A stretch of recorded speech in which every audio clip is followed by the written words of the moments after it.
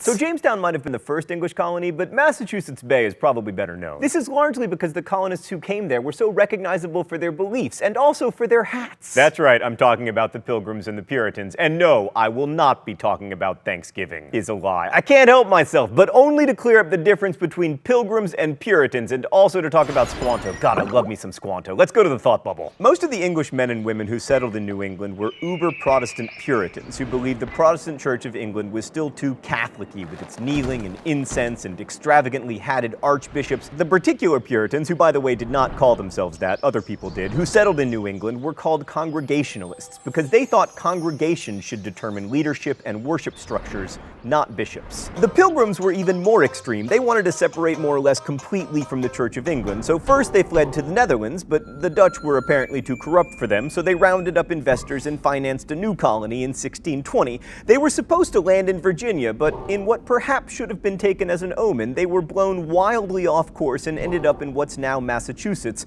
founding a colony called Plymouth. While still on board their ship, the Mayflower, 41 of the 150 or so colonists wrote and signed an agreement called the Mayflower Compact, in which they all bound themselves to follow, quote, just and equal laws that their chosen representatives would write up. Since this was the first written framework for government in the US, it's kind of a big deal. But anyway, the Pilgrims had the excellent fortune of landing in Massachusetts with 6 weeks before winter, and they had the good sense not to bring very much food with them or any farm animals. Half of them died before winter was out. The only reason they didn't all die was that local Indians, led by Squanto, gave them food and saved them. A year later, grateful that they had survived mainly due to the help of an alliance with the local chief Massasoit, and because the Indians had taught them how to plant corn and where to catch fish, the Pilgrims held a big feast, the first Thanksgiving. Thanks, Thought Bubble. And by the way, that feast was on the 4th Thursday in November, not mid-October, as is celebrated in some of these green areas we call not America. Anyway, Squanto was a pretty amazing character, and not only because he helped save the Pilgrims. He found that almost all of his tribe, the Patuxet, had been wiped out by disease, and eventually settled with the Pilgrims on the site of his former village, and then died of disease, because it is always ruining everything. So the Pilgrims struggled on until 1691, when their colony was subsumed by the larger and much more successful Massachusetts Bay Colony. The Massachusetts Bay Colony was chartered in 1629 by London merchants who, like the founders of the Virginia Company, hoped to make money. But unlike Virginia, the board of directors relocated from England to America, which meant that in Massachusetts they had a greater degree of autonomy and self-government than they did in Virginia. Social unity was also much more important in Massachusetts than it was in Virginia. The Puritans' religious mission meant that the common good was, at least at first, put above the needs or the rights of the individual. Those different ideas in the North and South about the role of government would continue until now. Oh god, it's time for the mystery document? The rules are simple. I read the mystery document, which I have not seen before. If I get it right, then I do not get shocked with this shock pen. If I get it wrong, I do. All right. We must be knit together in this work as one man. We must entertain each other in brotherly affection. We must be willing to abridge ourselves of our superfluities? Superfluities? I don't know. For the supply of others' necessities, we must uphold a familiar commerce together in all meekness, gentleness, patience, and liberality. For we must consider that we shall be as a city upon a hill. The eyes of all people are upon us, so that if we shall deal falsely with our God in this work we have undertaken, and so cause him to withdraw his present help from us, we shall be made a story and a byword through the world. All right, first thing I noticed, the author of this document is a terrible speller, or possibly wrote this before English was standardized. Also, pretty religious individual. And the community in question seems to embrace something near socialism, abridging the superfluous for others' necessities. Also, it says that the community should be like a city upon a hill, like a model for everybody. And because of that metaphor, I know exactly where it comes from, the sermon, A Model of Christian Charity by John Winthrop. Yes!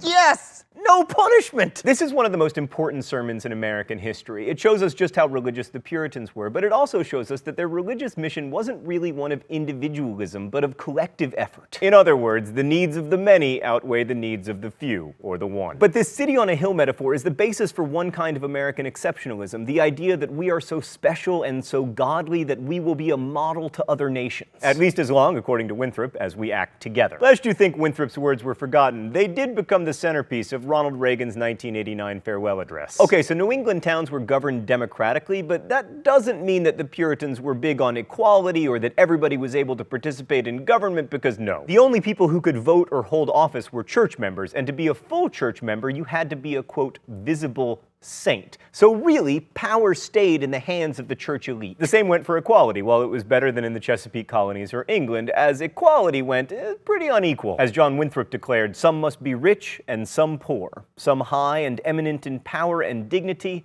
others mean and in subjection. Or as historian Eric Foner put it, inequality was considered an expression of God's will, and while some liberties applied to all inhabitants, there were separate lists of rights for freemen, women, children, and servants. There was also slavery in Massachusetts. The first slaves were recorded in the colony in 1640. However, Puritans really did foster equality in one sense. They wanted everyone to be able to read the Bible. In fact, parents could be punished by the town councils for not properly instructing their children and making them literate. But when Roger Williams called for citizens to be able to practice any religion they chose, he was banished from the colony. So was Anne Hutchinson, who argued that church membership should be based on inner grace and not on outward manifestations like church attendance. Williams went on to found Rhode Island, so that worked out fine for him. But Hutchinson, who was doubly threatening to Massachusetts because she was a woman preaching unorthodox ideas, was too radical and was further banished to Westchester, New York, where she and her family were killed by Indians. Finally, someone who doesn't die of disease or starvation. So Americans like to think of their country as being founded by pioneers of religious freedom who were seeking liberty from the oppressive English. But we've already seen that's only partly true. For one thing, Puritan ideas of equality and representation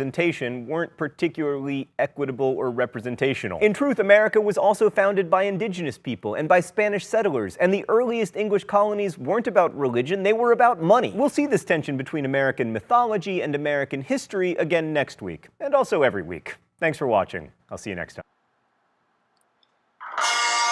American Colonies, Episode 2. The Puritans in the North were different from the settlers in Virginia because they were there to set up a religious colony, not to make money. The Puritans focused on education and taking care of the needs of everyone in the colony as long as they were religious enough. Jamestown settlers didn't care about those things at all.